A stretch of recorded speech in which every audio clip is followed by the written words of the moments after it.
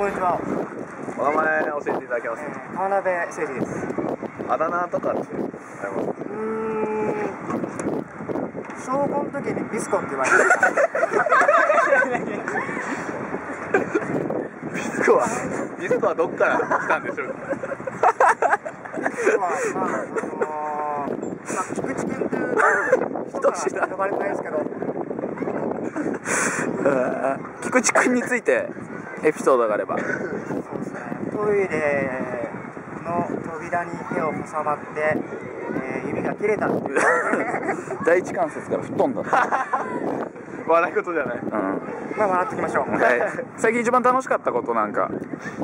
最近でも今日の朝バスケがすごい良かったですね。一番悲しかったことは？悲しかったことは最近飼ってるキックが元気ないんですよ。それが悲しいっていうかちょっと心配ですね。餌食わないですよね。食わない。なんかいいありますかね。なんかやけに手引きなんですけど、やけにこう薄くなっちゃって。今一番心配。辛いですね。なんかばあちゃんが死んじゃったんで。ダメでしょ。ダメですよ。ご愁傷様です。性癖は？甘い方ですね。わがままなんで、M になったり、なるほどね。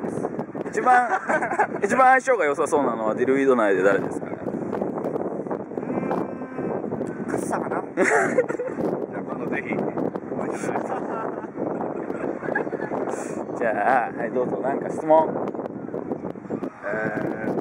巷では神と呼ばれているようなんですけど、その自覚みたいなのありますか？何神ですか？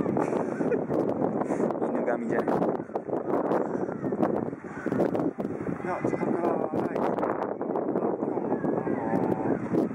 こうやってずっとマークしてて、誠司さんって気配消すのうまいっすよ。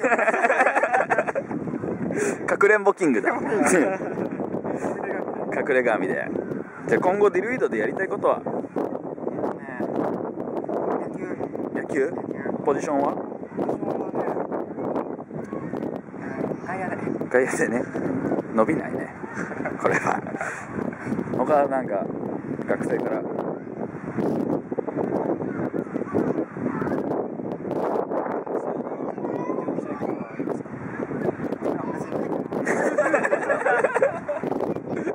一番嫌いな人は誰ですか？苦手なの。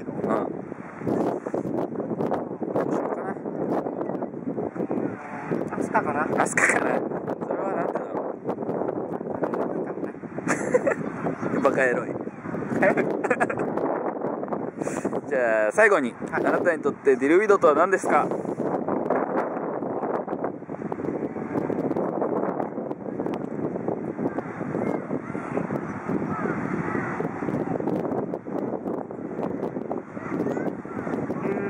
ょっと今パッと思い浮かばないんですけど。はい。